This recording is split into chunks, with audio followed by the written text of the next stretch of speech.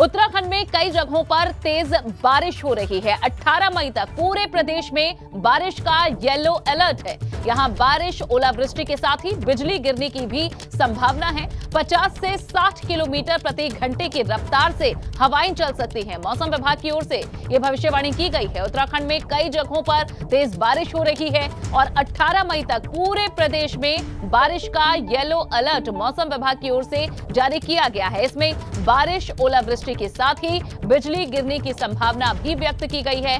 50 से 60 किलोमीटर प्रति घंटे की रफ्तार से हवाएं चल सकती हैं। मौसम विभाग ने संभावना जताई है। और अब आपको 6 तस्वीरें भी दिखाते हैं जहां उत्तराखंड में अचानक से आए मौसम में बदलाव के बाद कई शहरों में तेज आंधी के साथ ही बारिश और ओलावृष्टि भी हुई, तो पहाड़ भी सफेद चादर से ढके हुए नजर आए। रुड़की, पौड़ी, केदारनाथ, जोशीमठ में तेज बारिश के साथ ओलावृष्टि हुई है, तो वहीं मसूरी में तेज आंधी के साथ एक पेड़ गिर गया, जिसकी चपेट में आने से ट्रैक्टर सवार लोग घायल हुए हैं। तो वहीं रामनगर में आंधी तूफान से शादी समारोह का मंडप ही गिर गया, जिसमें 2 दर्जन से ज्यादा लोग घायल हुए हैं।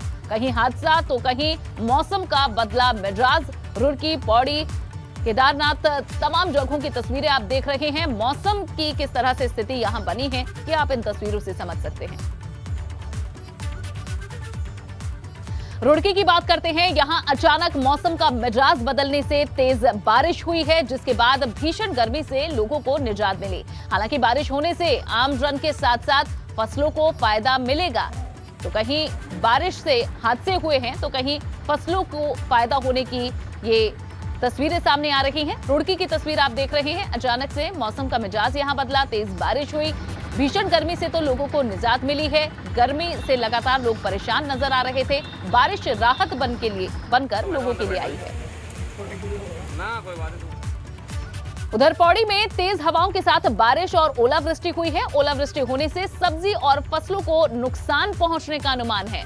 ओलावृष्टि के बाद पारा 32 डिग्री से 28 डिग्री हो गया है। 32 डिग्री गर्मी थी, लेकिन अचानक बारिश और ओलावृष्टि से 28 डिग्री हुआ। मौसम बदलने से गर्मी से तो राहत मिली, लेकिन ओलावृष्टि से सब्जी और फसलों को काफी नुकसान पहुंचने का अनुमान है।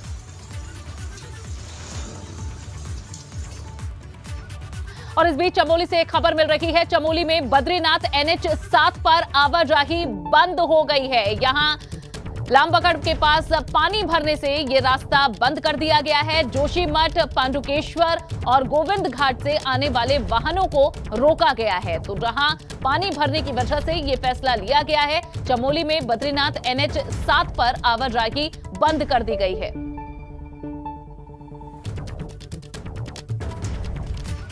उधर केदारनाथ धाम में भी बर्फबारी हुई है। यहां केदारनाथ की चोटियों पर बर्फबारी देखने को मिली। हालांकि श्रद्धालुओं को उनका जोश भी लगातार बढ़ा हुआ है। वे बाबा के दर्शन के लिए कतार में लगे नजर आए। तो आप देखिए किस तरह से चोटी पर बर्फबारी हो रही है, लेकिन श्रद्धालुओं का उत्साह बरकरार है। लगातार लोग कतारों में खड़े नजर आ रहे हैं।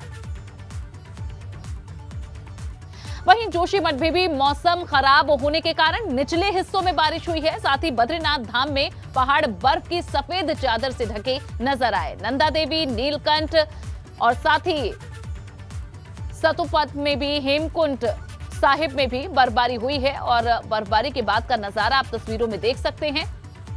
अलग अलग जगहों पर बर्फबारी से पहाड़ ढके हुए नजर आए। बद्रीनाथ धाम में पहाड़ बर्फ की सफेद चादर से ढके नजर आए हैं।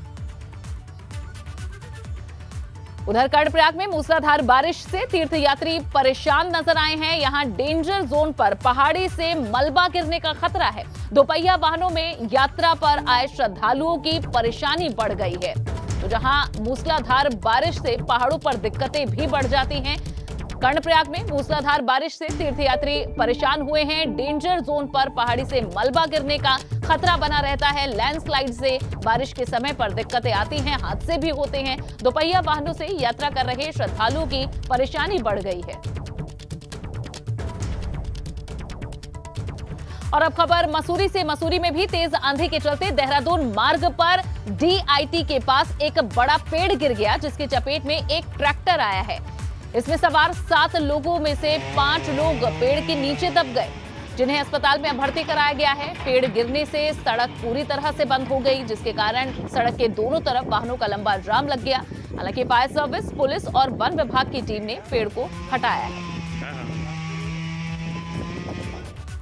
वहीं नैनीताल में भी कल शाम तेज आंधी आने से एक कार पर भारी भरकम पेड़ गिर गया, जिसके बाद दमकल विभाग ने पेड़ काटकर मार्ग को खोला और गाड़ी के ऊपर गिरे पेड़ को काटकर हटाया गया। गनीमत ये रही कि कार सवार ने कूदकर अपनी जान बचा ली। कार सवार यहां तल्लीताल से मल्लीताल की ओर जा रहा था और इसी दौरान ये भारी भरकम पेड़ गाड़ी पर गिर गया। गाड़ी में यात्री तो कोई नहीं थे, चालक था जो कि गाड़ी के पिछले हिस्से पे गिराया गया, जो अभी आज जो है सोमवार को जो करीब 9 बजे करीब ये आंधी तूफान जो है उसमें तल्लीताल घाट के पास एक पेड़ जो है हवा से मेन रोड पे आ गिरा, जिसमें एक ये अल्मोड़ा नंबर की गाड़ी थी जिसके पिछले हिस्से में गिरा है, जिसमें ड्राइवर खाली अकेले ड्राइवर थे, उनको कोई चोट वोट नहीं आई है। और अब बात रामनगर की। रामनगर में भी मौसम ने आफत खड़ी कर दी है। यहाँ एक शादी समारोह में तेज आंधी की वजह से मंडप ही उड़ गया। दूल्हा दुल्हन नाच रहे थे और इसी दौरान यह हादसा हो गया। इस हादसे में 8 लोग गंभीर रूप से घायल हुए हैं, जिन्हें इलाज के लिए अस्पताल में भर्ती कराया गया है। ये तस्वीर आप देखिए, शादी समारोह की है, रामनगर की तस्वीरें। रामनगर में जैसे ही मौसम बिगड़ा, शादी समारोह में तेज आंधी की वजह से मंडप ही उड़ गया। दूल्हा दुल्हन नाच रहे थे और इसी दौरान यह हादसा हो गया। ये देखिए तस्वीरें, मंच पर दूल्हा दुल्हन नाच रहे हैं, तेज हवाएं चल रही हैं और इसी दौरान यहां लगा टेंट मंडप उड़ गया। जोरदार हवा का झोंका आता है और ये उड़ गया। इस दौरान मंडप, 8 लोग गंभीर रूप से घायल हुए हैं।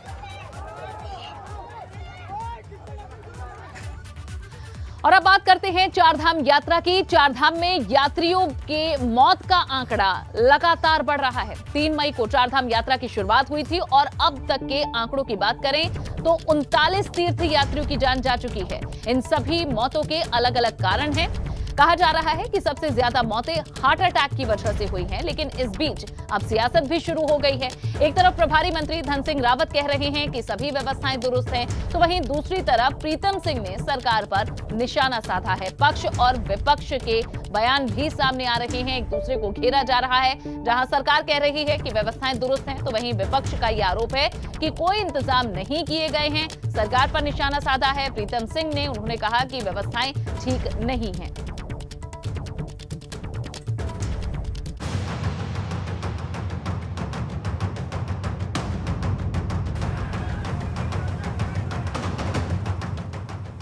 भगवान भरोसे चारधाम, सरकार पर विपक्ष का इल्जाम। सबसे बड़ी यात्रा पर प्लान फेल, श्रद्धालुओं के साथ किसने किया खेल। 3 मई को गंगोत्री और यमुनोत्री धाम के कपाट खुले, 6 मई को केदारनाथ और 8 मई को बद्रीनाथ धाम के कपाट खुले और श्रद्धालु बड़ी शिद्दत के साथ चारधाम यात्रा के लिए निकले। लेकिन सरकार की बदहाल इंतजामी और पर्यटन मंत्री सतपाल महाराज के विदेश दौरे पर जाने से श्रद्धालुओं की उम्मीद पर पानी फिर गया। लेकिन अब कई दिनों के विदेश दौरे से लौटे पर्यटन मंत्री सतपाल महाराज दावा कर रहे हैं कि काफी हद तक व्यवस्थाओं को दुरुस्त कर लिया गया है। मैं ये कहना चाहता हूं कि इस समय बहुत ज़्यादा जनता में उत्सुकता है चारधाम यात्रा करने की। इसमें हमारे यमुनोत्री के अंदर अभी तक 42,574 आ चुके हैं, 1,09,952 गंगोत्री में आ चुके हैं, केदारनाथ के अंदर 2,03,972 लोग आ चुके हैं और बद्रीनाथ में 1,95,329 लोग पधार चुके हैं। इतना ही नहीं, मंत्री जी ने नए दिशा निर्देश भी तय कर दिए, जिसमें उन्होंने कहा मंदिरों में जितनी क्षमता होगी उतने यात्री चारधाम भेजे जाएंगे। चारधाम के अलावा श्रद्धालु दूसरे स्थल पर जा सकते हैं। चारधाम यात्रा आने से पहले श्रद्धालु मौसम को भांप लें। हमारे लिए बड़े गौरव की बात है कितने लोग आ रहे हैं, पर कैरिंग कैपेसिटी के बारे में मैं बार बार कहता रहा और मैं फिर से कहूँगा कि जो कैरिंग कैपेसिटी हमारे धामों की है उसके मुताबिक ही लोग जाएं और अपने आप को एक्सर्ट ना करें। अगर आपको ब्लड प्रेशर है तो धीरे धीरे यात्रा करें। हेली सर्विस चल रही हैं और भी हम सर्विसेज को लाने का प्रयास करें। इस बीच पूर्व मुख्यमंत्री त्रिवेंद्र सिंह रावत ने भी सलाह दी, अगर भारी संख्या में श्रद्धालु आ रहे हैं तो ऐसे में श्रद्धालुओं की संख्या को सीमित करना बहुत जरूरी है। देखिए, जितना संख्या में श्रद्धालु आ रहे हैं वो जो वहाँ की व्यवस्थाएं हैं उनके हिसाब से काफ़ी भारी पड़ रही हैं और इसलिए संख्या को नियंत्रित करना चाहिए। रास्ते में जो पड़ाव हैं उनका उपयोग करना चाहिए। एक तो उससे फ़ायदा ये होगा कि एक्लिमेटाइज होंगे जो भी यात्री आ रहे हैं बाहर से। बहुत एकदम मैदान से और इतनी अधिक ऊंचाई पर सीधा पहुंचना वो भी स्वास्थ्य के लिए बहुत लाभप्रद नहीं है। उधर केदारनाथ धाम से लौटे स्वास्थ्य मंत्री धन सिंह रावत केदार धाम में व्यवस्थाओं को बेहतर बताया। उन सबको हम तीर्थ यात्रा के लिए किसी को रोकना नहीं चाह रहे हैं, लेकिन अब हमने पंजीकरण ये कर दिया है कि एक दिन में कितने यात्रियों को भेजना है, दूसरे दिन कितने यात्रियों को भेजना है, तीसरे दिन कितने यात्रियों को भेजना है। और अब ये भी क्या है रुद्रप्रयाग में कि अगर केदारनाथ में पंजीकरण अगर ज़्यादा है तो पहले हमने यात्रियों से निवेदन कर रहे हैं कि पहले बद्रीनाथ के दर्शन करके। सुना आपने स्वास्थ्य मंत्री ने अपने दावों में क्या क्या कहा, लेकिन पूर्व नेता प्रतिपक्ष प्रीतम सिंह ने उनके दावों को झूठा बताया। प्रीतम सिंह ने कहा सरकार के पास कोई इंतजाम नहीं था। सरकार को यात्रा प्रारंभ करने से पहले रोड मैप तैयार कर लेना चाहिए था। सरकार के पास ये जानकारी उपलब्ध होनी चाहिए थी कि चार धाम यात्रा में जितने भी जगह रुकने की है वहाँ पर अगर वो पूरी तरीके से पैकअप हो गया है और हेलीकॉप्टर सेवाएं भी जो है वो पूरी तरीके से पैकअप हो गई हैं, तो इसको तदनुसार जो है कार्यक्रम बनाते, लेकिन कुछ नहीं। बहरहाल चार धाम यात्रा को लेकर बड़ी जुबानी जंग शुरू हो चुकी है। जहां सरकार व्यवस्थाओं को दुरुस्त बता रही है तो वहीं विपक्ष का साफ कहना है अगर इंतजाम ठीक होते तो यात्रियों की ना तो मौत होती और ना ही तीर्थ यात्रियों को दिक्कतें झेलनी पड़ती। देहरादून से पंकज राणा की रिपोर्ट। वहीं चारधाम यात्रा को लेकर मदन कौशिक का विपक्ष पर पलटवार भी देखने को मिला है। चारधाम यात्रा को बदनाम करने की कांग्रेस कोशिश कर रही है, ये मदन कौशिक ने आरोप लगाया है। सरकार यात्रा का बहुत अच्छा संचालन कर रही है, लेकिन विपक्ष सवाल खड़े कर रहा है। बहुत दिनों के बाद यहाँ के लोगों पर एक अच्छी चेहरे पर खुशी नजर आई है। एक बड़ी यात्रा शुरू हुई है 2013 के बाद, 18 में थोड़ी थी लेकिन 13 के बाद बहुत बड़ी मात्रा है। अगर आप इस यात्रा को लेकर पूरे देश में एक संदेश देंगे तो ये विपक्ष का रवैया उचित नहीं है। सरकार पूरी ताकत के साथ लगी हुई है।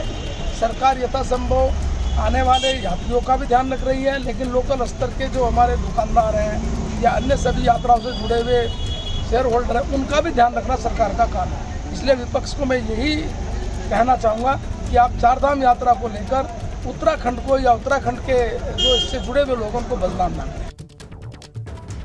और इस पर ज्यादा जानकारी देंगे हमारे संवाददाता रवि केंतुरा देहरादून से हमारे साथ जुड़ चुके हैं। रवि, हम पक्ष विपक्ष पर भी बात करेंगे, क्या कुछ आरोप हैं, क्या सत्यता है, लेकिन सबसे पहले ये बताएं कि जो श्रद्धालु वहां पहुंच रहे हैं उनका क्या मत है, क्या व्यवस्थाएं दुरुस्त है, क्या सरकार की तरफ से इंतजाम किए गए हैं, उनका क्या मत है? बिल्कुल अगर देखा जाए तो इस वक्त उत्तराखंड में जिस तरीके से रिकॉर्ड श्रद्धालु आए हैं और जो उम्मीद भी जताई जा रही थी उसको देखते हुए जो व्यवस्थाएं हैं वो कहीं ना कहीं कम पड़ रही हैं, क्योंकि लोगों की संख्या बहुत ज़्यादा है। और ऐसे में तमाम तस्वीरें आ रही हैं चारों धाम से, जहां पर लोगों को चाहे खाने की व्यवस्था हो और या फिर रहने की व्यवस्था हो या फिर जब वो लोग जाम की समस्या से जूझ रहे हैं तो इन तमाम व्यवस्थाओं के चलते लोगों को दो चार होना पड़ रहा है। लेकिन ऐसे में जिस तरीके से चार धाम यात्रा इस वक्त अपने चरम पर है और शुरुआत में ऐसा देखा भी जाता है कि चारों धाम में जो श्रद्धालु हैं वो बड़ी संख्या में उमड़ते हैं, तो कोशिश की जा रही है चाहे पुलिस प्रशासन हो, जिला प्रशासन हो, कि उनके लिए पूरी पुख्ता व्यवस्थाएं की जाए। और यही वजह भी है कि सरकार ने रजिस्ट्रेशन अनिवार्य करने के साथ ही अब उन लोगों का रजिस्ट्रेशन नहीं हो पा रहा है जब तक जो स्लॉट फुल किए गए हैं, क्योंकि अभी पूरे मई महीने की हम बात करें तो तमाम जो चारों धाम के रजिस्ट्रेशन है वो पूरी तरीके से अभी फुल चल रहे हैं। ऐसे में जो नए श्रद्धालु जो यहाँ पर आना चाहते हैं वो रजिस्ट्रेशन नहीं करा पा रहे हैं। तो हम ये कहें कि जिस तरीके से चार धाम में व्यवस्थाएं होनी चाहिए थी, लेकिन जितनी संख्या में श्रद्धालु आ रहे हैं उनके हिसाब से जो व्यवस्थाएं हैं वो कम पड़ रही हैं। और यही वजह है कि तमाम चारों धाम से इस तरीके की तस्वीरें सामने आ रही हैं। जहाँ तक अगर हम मौतों के आंकड़ों को भी देखें तो अभी बहुत कम वक्त हुआ है चारधाम यात्रा की विधिवत शुरुआत हुए हुए और ऐसे 39 लोगों की मौत हो चुकी है। और हालांकि इसमें सबसे ज़्यादा जो मौतें हैं वो हार्ट अटैक की वजह से हुई हैं, लेकिन जैसे स्वास्थ्य विभाग ने दावे किए थे कि आज 500 मीटर पर मेडिकल कैंप होंगे, ऑक्सीजन की पूरी व्यवस्थाएं होंगी और जो हार्ट अटैक जैसी समस्याएं उनके लिए ECG की व्यवस्थाएं होंगी। जितने दावे थे वो दावे हकीकत और धरातल पर पूरी तरीके से नजर नहीं आ रहे हैं। यानी कि जो मेडिकल कैंप की सुविधाएं हैं वो जिस हिसाब से बातें की गई थी वो मेडिकल कैंप की सुविधाएं इन चारधाम में देखने को नहीं मिल रही हैं। तो ये तमाम वजह हैं जिन वजहों से लोगों को परेशान होना पड़ रहा है। और हालांकि सरकार अभी भी पूरा जो दावा कर रही है कि उनकी ओर से व्यवस्थाएं पुख्ता हैं, लेकिन इस तरीके की राजनीति भी देखने को मिली है क्योंकि विपक्ष लगातार चाहे बढ़ती हुई मौतों का आंकड़ा हो या फिर अव्यवस्थाओं के सवाल हो उस पर सवाल उठाता हुआ नजर आ रहा है। लेकिन निश्चित तौर पर यह देखना होगा कि जिस तरीके से चारधाम यात्रा 6 महीने के लिए ही खुलती है, 2 साल के बाद खुली है, उत्तराखंड की रीढ़ है, यहाँ पर जो पर्यटक आते हैं उससे तमाम व्यवसाय चलते हैं। बहुत सारी ऐसी उम्मीदें होती हैं जो व्यापारी वर्गों की भी पर्यटकों से जुड़ी हुई होती हैं और 2 साल बाद ये उम्मीदें एक बार फिर से अपना एक रंग ले रही हैं। तो ऐसे में तमाम व्यवस्थाएं भी पुख्ता होनी चाहिए और जो श्रद्धालु यहाँ पर आए, अतिथि देवो भव का जो एक भाव से उत्तराखंड में जो श्रद्धालुओं का भाव रहता है और उनके लिए जहाँ जो ये भाव है इस भाव को पूरा कर सके इन तमाम और बिल्कुल और जो हकीकत आप जमीन पर देख रहे हैं रवि, जो आपने बताई है उससे साफ है कि विपक्ष जो सवाल खड़े कर रहा है उनमें सच्चाई है, लेकिन इंतजार ये है कि सरकार कितनी जल्दी इन खामियों को दूर कर लेती है। रवि, शुक्रिया इस पूरी जानकारी के लिए आपका। बढ़ते हैं आगे। बद्रीनाथ धाम में हार्ट अटैक से एक और श्रद्धालु की मौत हो गई। ये एक और अहम खबर मिल रही है। हार्ट अटैक से मुंबई के रहने वाले एक शख्स की मौत हुई है। कपाट खोलने के बाद बद्रीनाथ धाम में मौतों का आंकड़ा बढ़कर अब 7 हो चुका है। हार्ट अटैक से मुंबई के रहने वाले एक और शख्स की जान गई है और अब कुल ये जो संख्या है बद्रीनाथ धाम में मौतों की वो 7 हो चुकी है। एक और बड़ी खबर आपको देहरादून से दे दें। केदारनाथ में 31 मई तक बुकिंग फुल हो चुकी है। यमुनोत्री धाम में भी अब मई महीने की बुकिंग फुल हो चुकी है। रजिस्ट्रेशन का सत्यापन करने में लोगों को अब दिक्कत आ रही है। चारों धामों में तकरीबन 5 लाख से श्रद्धालु ज्यादा पहुंच चुके हैं। बुकिंग फुल होने से अब रजिस्ट्रेशन नहीं हो पा रहा है। अब बिना रजिस्ट्रेशन के आप यात्रा नहीं कर सकते हैं। केदारनाथ में 31 मई तक की बुकिंग फुल हो चुकी है, तो वहीं चारों धामों में तकरीबन 5 लाख से ज्यादा श्रद्धालु पहुंच चुके हैं अभी तक। केदारनाथ धाम में आने वाले तीर्थ यात्रियों की संख्या बढ़ी है। तीर्थ यात्रियों की संख्या का जो आंकड़ा है वो 2 लाख के पार पहुंच चुका है। महज 11 दिन में ही 2,02,738 श्रद्धालु केदारनाथ पहुंचे हैं। 2 साल के बाद ये यात्रा फिर से चली है और ऐसे में श्रद्धालुओं के पहुंचने का जो सिलसिला है वो लगातार बढ़ रहा है।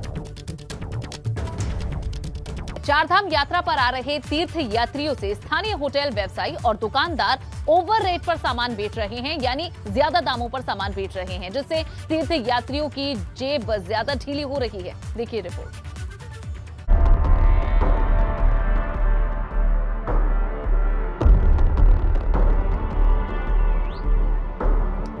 अगर आप इन दिनों चारधाम यात्रा पर जा रहे हैं या जाने का प्लान कर रहे हैं तो अपनी जेब जरूर टाइट कर लें। ऐसा इसलिए है क्योंकि आपको ओवर रेटिंग का भुगतान करना पड़ सकता है। रुद्रप्रयाग में इन दिनों स्थानीय दुकानदार होटल व्यवसायियों ने खाने पीने और रहने के दामों में बेतहाशा बढ़ोतरी कर दी है।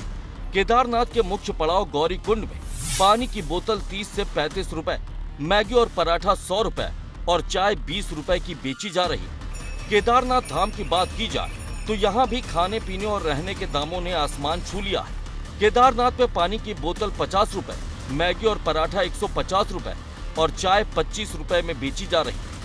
केदारनाथ धाम की यात्रा में भारी संख्या में तीर्थयात्री पहुंच रहे हैं। ऐसे में जो स्थानीय व्यापारी हैं वे तीर्थ यात्रियों का जमकर फायदा उठा रहे हैं। उन्हें महंगे दामों पर सामान बेचा जा रहा है। जो बिस्लेरी की बोतल राजमार्ग पर कह सकते हैं कि 20 रुपए की मिलती है, उसे भी राजमार्ग पर 30 से 35 रुपए का बेचा जा रहा है। इसके अलावा मैगी के दाम 100 रुपए और खाने के दाम 2 से 250 रुपए लिए जा रहे हैं। हालांकि जब ओवर रेट की शिकायत माप तौल विभाग को मिली तो उन्होंने अभियान चलाकर 44 व्यापारियों के चालान काटे। उनके कई सामान पर स्टिकर नहीं पाए गए। दुकानदार ब्रांडेड सामान नहीं बेच रहे थे। विभाग ने जंगल चट्टी और रामबाड़ा में चेकिंग अभियान चलाया। रुद्रप्रयाग से घोल तीर तक निरीक्षण किया। जहां पर होटलों और दुकानों में भारी अनियमितताएं पाई गईं। प्रत्येक टूरिस्ट का यही है कि हम ओवर रेटिंग हो रही है, तो हमने इसका निरीक्षण किया और निरीक्षण के दौरान श्रीनगर से और सोनप्रयाग तक और सोनप्रयाग से आप रामबाड़ा तक हमने चेकिंग की है, जिसमें कतिपय कई व्यापारी से जो ओवर रेटिंग की जा रही है, जिसमें बाटमा विभाग द्वारा चालान किए गए। इसका फिर आगे भी हम ये कोशिश जारी रखेंगे कि बराबर टूरिस्ट को सुविधा मिले। कोरोना महामारी के 2 साल बाद भारी संख्या में तीर्थयात्री 4 धाम यात्रा करने पहुंच रहे हैं, लेकिन यहां आने के बाद खाने पीने के सामान की कीमत में बेतहाशा बढ़ोतरी कर दी गई है और ओवर रेटिंग से उनकी जेब ढीली हो रही है। दुकानदार रेट से कई गुना ज्यादा दाम वसूल कर रहे हैं और विभागीय अधिकारी कोई ठोस कार्रवाई करने के बजाय सिर्फ चालान काटने तक ही सीमित है। रुद्रप्रयाग से रोहित डिमरी की रिपोर्ट। और इस बीच एक बड़ी खबर उधम सिंह नगर से, जहां भाजपा नेता की हत्या का खुलासा हुआ है। पुलिस ने मुख्य आरोपी सहित 3 लोगों को गिरफ्तार कर लिया है। पंतनगर में संदीप कार्की की हत्या हुई थी और अब इस मामले में पुलिस ने मुख्य आरोपी और 3 और लोगों को गिरफ्तार किया है। भाजपा नेता संदीप कार्की की हत्या की गई थी। इस मामले में पुलिस को एक कामयाबी हाथ लगी।